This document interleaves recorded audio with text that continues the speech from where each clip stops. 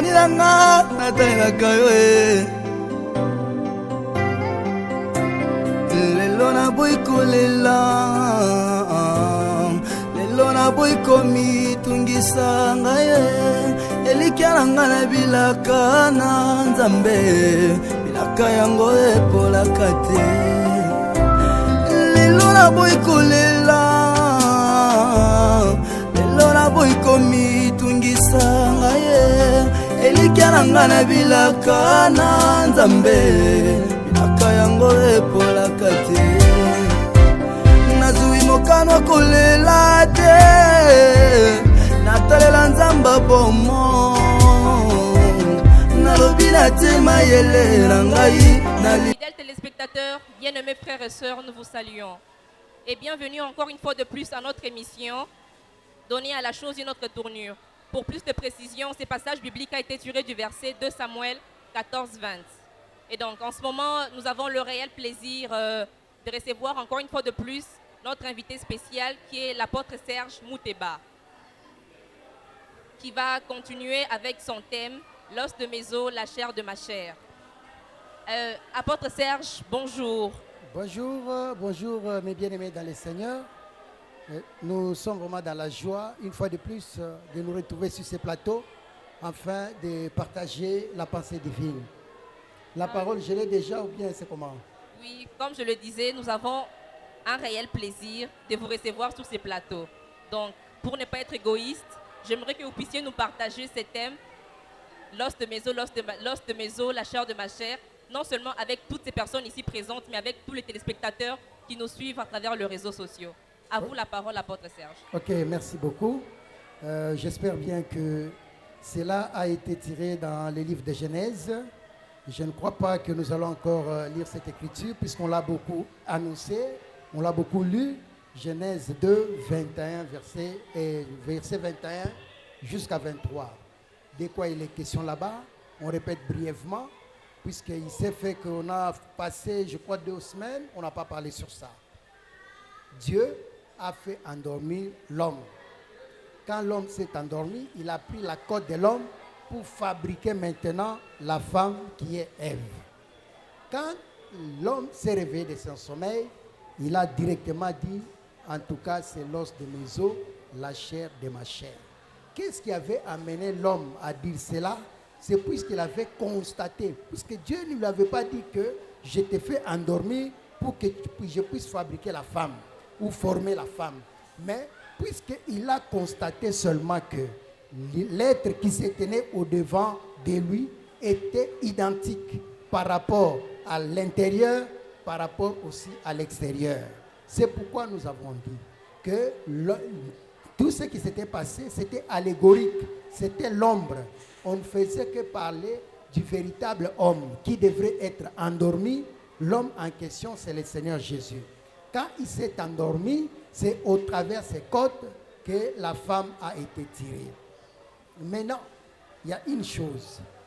La femme a été tirée de l'homme. Et l'homme, c'est-à-dire que l'homme a dit « Tu es os de mes os, chair de ma chair ». C'est ainsi qu'on a dit que c'est l'intérieur qui fait de nous enfants de Dieu. D'abord l'intérieur, puis l'extérieur. Et l'intérieur qui fait de nous enfants de Dieu, c'est la parole que nous gardons en nous. Aujourd'hui, il y a des gens qui manifestent en quelque sorte qui sont enfants de Dieu, mais leur intérieur est rempli de pourriture. Donc ils sont tentés de feindre. C'est pourquoi, lorsque vous lisez dans le livre d'Ésaïe, chapitre 4, les premiers versets, qu'est-ce qui est dit là-bas? La Bible dit, 7 femmes se lèveront et se saisiront d'un homme. Elles vont dire à cet homme que nous avons notre nourriture, nous avons nos vêtements. Mais ce que nous voulons, c'est que tu puisses nous aider à porter ton nom afin d'ôter l'opprobre. C'est que le nom de l'homme a la capacité d'ôter l'opprobre. Mais pour que ce nom puisse ôter l'opprobre, il faudrait que l'homme lui-même puisse te donner la nourriture. Il faudrait que l'homme lui-même puisse te donner les vêtements. Mais les 7 femmes-là ont déjà leurs vêtements. Les 7 femmes-là ont déjà leur nourriture. Mais comment elle devrait être? Elle devrait plutôt vêtir les noms de l'époux. Puisque pour vêtir les noms de l'époux, il faudrait que l'homme lui-même puisse te donner la nourriture, puisse terminer, donc répondre à tes besoins. C'est pourquoi il a été dit, toujours dans Genèse, que les désirs de la femme seront tournés vers son mari, mais lui devrait dominer. C'est-à-dire, la mission du mari, c'est de dominer sur la femme. Vous comprenez? Quand on dit qu'on doit dominer, on doit sentir qu'on est en train d'obéir à celui qui est au-dessus de vous. C'est pourquoi vous allez remarquer un jour, les enfants d'Israël sont allés en guerre contre les Philistins. Vous remarquerez qu'ils devaient combattre les Philistins et ils étaient sur la montagne d'un côté, les Philistins aussi sur la montagne de l'autre côté. Ils étaient séparés par la vallée. Il y a un homme qui sortait du camp des Philistins qu'on nommait Goliath. La Bible dit que cet homme-là avait la taille de 6 coudées et un empan. C'est qu'il était vraiment géant.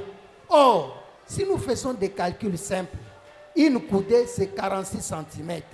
Quand on prend 6 multiplié par 46, ça nous donne quelque chose de 76. 276 plutôt. Un empan représente 23 cm. Si on prend le 276, on ajoute 23, on aura 299. Ce qui veut dire que Goliath avait la taille de 2,99 cm. C'est que 2,99 mètres. C'est qu'il était tellement élancé. J'ai dit bien élancé. Même si vous voyez les géants là de basket, le maximum jusqu'à présent, c'est 2,31. Mais lui, il allait jusqu'à 2,99. C'est qu'il était vraiment élancé et il était l'objet de terreur pour les enfants d'Israël. Quand il est sorti, il a demandé aux enfants d'Israël, j'aimerais que vous puissiez juste me faire sortir un homme. Un homme. S'il arrive à me vaincre, automatiquement, nous devenons vos esclaves. Mais si moi je les vainc, automatiquement, vous serez nos esclaves. C'est ainsi que vous allez remarquer que tout Israël devant Goliath était une femme. Puisque personne n'est sorti ce jour-là. À part notre bien-aimé David qui s'est pointé et il a vaincu Goliath. Maintenant, vous allez remarquer dans les Écritures toujours, là on va lire, puisque nous n'allons pas nous éloigner de notre pensée. 2 Samuel 5, 1er au 2e verset. Toutes les tribus d'Israël vinrent auprès de David à Hébron et dirent, voici, nous sommes tes os et ta chair. Autrefois déjà, lorsque Saoul était notre roi, c'est toi qui conduisais et qui ramenais Israël. L'Éternel t'a dit, tu paîtras mon peuple d'Israël et tu seras le chef d'Israël. Que Dieu soit loué. Vous voyez que les enfants d'Israël sont allés se réunir autour de David pour lui dire que nous sommes tes os, nous sommes ta chair. Il a été dit par l'Éternel que toi tu dois régner sur nous, c'est toi qui dois paître le peuple d'Israël. C'est ainsi que j'étais en train de dire, quand on parle de l'os de mes os, chair de ma chair, on est en train de voir Christ et l'Église. L'Église doit être soumise à la personne du Seigneur Jésus. C'est lui qui est le David par excellence. Et comme il est l'époux par excellence, il est censé conduire le peuple, il est censé donner de la nourriture au peuple, il est censé dominer sur le peuple. Puisqu'on ne peut pas parler du mari ou du chef si on ne parle pas de la domination. Aujourd'hui, Jésus-Christ, notre époux, est en train de régner sur nous au moyen de la parole. C'est-à-dire, ce qu'il nous recommande là, c'est ce que nous sommes appelés à faire, c'est ce que nous sommes appelés à pratiquer. Ainsi, bien-aimés dans le Seigneur, j'étais en train d'exhorter pour vous dire que tel qu'on est là, nous sommes les os du Seigneur Jésus-Christ. Nous sommes sa chair. Et étant tirés de lui, nous devons manifester l'obéissance. Nous devons manifester la soumission. Puisque sans cela, il est difficile qu'il soit notre chef. Or, s'il n'est pas notre chef, comment arrivera-t-il à nous défendre? Puisque dans l'ombre, vous remarquerez qu'il Il y a un moment, les enfants, c'était à l'époque des juges, les enfants d'Israël sont allés voir Jephthé. Ils avaient négligé Jephthé pour un moment, mais quand ils sont allés le voir, c'est puisqu'ils avaient senti que Jephthé était un vaillant. Ils ont dit que nous sommes attaqués et viens combattre pour nous. Jephthé avait posé la condition. Il leur avait dit, si vous voulez que je combatte pour vous, je dois d'abord être votre chef. Je sais qu'il devait d'abord régner sur eux pour qu'ils puissent maintenant défendre leur cause. C'est ainsi, bien-aimé, si toi tu veux que le Seigneur Jésus puisse combattre sur toi, pour toi plutôt, accepte d'abord qu'il domine ton âme, qu'il domine ton esprit, qu'il domine toute ta vie. Ce n'est qu'à ce moment-là qu'il s'élèvera comme chef pour défendre ta cause. Laisse que le Seigneur Jésus-Christ vous bénisse abondamment. Apôtre, pendant votre exposé, j'ai bien suivi. Il y a un passage qui me vient dans 2 Rois 13, 21. Apôtre, essayez un peu de nous expliquer cette pensée. Ok, j'ai bien saisi ma bien-aimée. Je sais que pour les gens qui avaient commencé avec nous cette émission, on a eu à évoquer cette écriture. En fait, vous remarquerez que Élisée était déjà mort, son corps décomposé. Il n'y avait que les os qui étaient restés. Maintenant, qu'est-ce qui s'est passé? Lorsque les enfants d'Israël devaient enterrer leurs morts, ils ont constaté que les ennemis étaient en train de venir. Au lieu qu'ils puissent l'enterrer, ils ont jeté les morts juste dans les sépulcres. Et les morts est allé heurter les os d'Élisée. Automatiquement, il est revenu à la vie.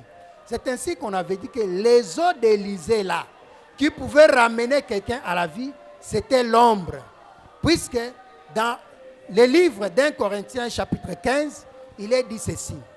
Le premier homme, c'est un esprit vivant. Mais c'est une âme vivante. Alors que le second homme plutôt, est un esprit vivifiant. C'est-à-dire que le second homme, qui est le dernier Adam, qui est le Seigneur Jésus, lui est un esprit vivifiant. Il y a une différence entre un esprit vivant, et une âme vivante, ou un esprit vivant, et un esprit vivifiant. L'esprit vivifiant, il a la capacité de venir. Là où il y a la mort, il donne la vie. Et quand il donne la vie, automatiquement, ce qui était mort devient un esprit vivant. C'est ainsi que dans l'ombre, les os d'Élisée parlent de l'esprit vivifiant. Ça parlait du véritable Adam, du dernier Adam, qui a la capacité de vivifier celui qui est mort. Et quand on parle de la vie, de vivifier, c'est-à-dire donner la vie, on est tenté de voir une personne qui était morte. Adam, en tombant dans le jardin d'Éden, il était mort. Et au moyen de l'évangile, il reçoit la vie. Adam, quand je parle d'Adam, je suis en train de voir toute l'humanité déchue dans Adam. C'est-à-dire aujourd'hui, pour que tu reviennes à la vie, tu dois recevoir le Seigneur Jésus-Christ. C'est lui, les véritables os, c'est lui qui constitue les véritables os d'Élisée qui ont la capacité de donner la vie là où il y a la mort. C'est de ça qu'il s'agit. Merci, très cher apôtre. Sans plus tarder, je vais passer la parole à la sœur Ado. S'il y a des questions, vous pouvez poser à l'apôtre. Oui, bonjour ma soeur. Merci Bonjour. pour la parole. Ma question est celle-ci. En parlant de l'intérieur et de l'extérieur. Vous pouvez faire monter le micro, s'il vous plaît. En parlant de l'intérieur et de l'extérieur, pourquoi se base-t-on toujours de l'intérieur, cher apôtre? On a Le toujours micro. parlé que la personne de Jésus-Christ regarde toujours l'intérieur, mais pourquoi se base-t-on? Et non aussi pourquoi l'extérieur n'est pas toujours.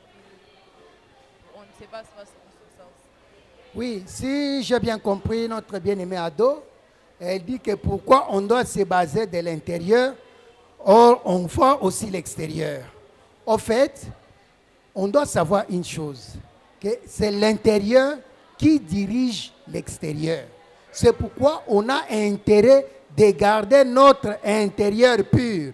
Quand l'intérieur est pur, en ce moment-là, l'extérieur peut manifester ce qui est en nous. C'est pourquoi Jésus, vous remarquerez que les jours de sa chair, il était contre les pharisiens puisqu'ils étaient hypocrites. Et ils avaient l'habitude de blanchir l'extérieur. Il les a même appelés des tombeaux ou des sépulcres blanchis. C'est-à-dire que l'extérieur paraissait pur tandis que leur intérieur était rempli de pourriture. Mais quand l'intérieur est pur, automatiquement, c'est l'intérieur qui va dominer, conduire l'extérieur. Si dans ton intérieur, il n'y a que l'impudicité, il n'y a que les mauvaises pensées qui dominent, c'est que tu dois manifester, extérioriser cela. Mais si à l'intérieur de toi, il y a la pureté, tu dois aussi faire en sorte que cette pureté soit manifeste. C'est pourquoi même il est dit que c'est de l'abondance du cœur que parle la bouche. C'est-à-dire que le cœur est à l'intérieur. Quand il parle, il fait sortir ce qui est à l'intérieur, il le fait maintenant mettre à la portée de tout le monde. C'est un peu ce que ça veut dire. Merci. C'est pourquoi nous nous attelons sur l'intérieur. On doit garder l'intérieur propre. Merci. Apôtre, j'ai bien suivi votre intervention. Et pendant votre intervention, il y a une chose que je n'ai pas compris. Vous avez dit, quand on parle de l'os de mes os, la chair de ma chair, on voit le Christ ou on fait référence à l'Église. Comment? J'aimerais que vous puissiez m'expliquer ça. Ok. L'écriture d'abord est claire. Si nous sondons les Écritures, nous allons comprendre une chose. Que la loi, les psaumes et les prophètes ont parlé du Christ. Et le frère Paul dit dans les livres, je crois, d'Éphésiens, que c'est par rapport à Christ et l'Église. C'est-à-dire que même si nous pouvons parler des mariages de ce monde, sachez que nous devons rapporter d'abord cela à Christ et l'Église. On doit voir comment les mariages de ce monde sont vécus pour maintenant comprendre comment Christ est en train de vivre avec son Église. C'est pourquoi même un jour, il pouvait dire à Philippe, quand il était là, il a pu dire ceci, que si je suis en train de vous parler des choses terrestres, vous n'arrivez pas à ceci. Comment comprendrez-vous si on arrive à vous parler des choses célestes? C'est que l'important d'abord, on doit prendre les choses terrestres, les expliquer pour que vous puissiez maintenant comprendre les choses célestes. Et les choses célestes, ça parle d'une seule personne qui est le Seigneur Jésus-Christ. Alors si on parle du mariage d'Adam et Ève, on parle de l'os, des os, chair, des chairs, on est tenté de faire allusion à Christ avec son Église. C'est brièvement ce que je peux dire. Je ne sais pas si je me suis fait comprendre. Donc, ce qui est écrit dans la Bible, on doit d'abord les prendre par rapport à Christ et son Église qui est l'épouse. En tout cas, merci beaucoup, apôtre. Est-ce que nous pouvons acclamer pour cette parole? Que Dieu soit loué. Que Dieu soit loué. On dit ceci. Vous avez dit que nous sommes les os de Christ. Or, lors de vos précédentes interventions, vous avez présenté l'os comme l'esprit. Sommes-nous le Saint-Esprit? Que Dieu soit loué. Que Dieu soit loué. Je suis vraiment dans la joie puisque je sens qu'il y a des bien-aimés qui sont en train vraiment de nous suivre. Effectivement, nous avons dit que les os, c'est l'image de l'esprit. Et c'est pourquoi on a dit que on est enfant de Dieu seulement si on a le Saint-Esprit en nous. Et l'esprit là, il est à l'intérieur de nous. L'esprit là, c'est ça, l'os. Et il fait en sorte que nous puissions manifester la nature de l'enfant de Dieu dans notre chair. Et j'ai bien dit que l'esprit est à l'intérieur, mais la chair est à l'extérieur. C'est au moyen de la puissance du Saint-Esprit qui est à l'intérieur que nous arrivons à manifester la nature de notre époux, la nature de Jésus. Le Saint-Esprit est en nous, puisqu'il est en nous. Nous avons la nature de Jésus en nous. Nous avons la nature divine en nous, au moyen de l'Esprit, au moyen de la parole que nous avons reçue. Je n'ai pas froid aux yeux pour... Nous atteignons déjà la fin de notre émission. Si vous avez des questions, n'hésitez pas à passer chez nous, dans notre maison. Nous sommes sur l'avenue Bypass, sur la route Bypass, avenue Lombi numéro 21, ensemble de Saint de Bypass. Vous pouvez nous contacter sur Facebook, YouTube, WhatsApp ainsi que TikTok. Pour plus de questions, l'apôtre est là. Si vous voulez, vous nous laissez vos questions dans des commentaires. L'apôtre va répondre. Sans plus tarder, nous nous retrouvons encore très prochainement dans un nouvel épisode de notre émission Donner à la chose une autre tournure.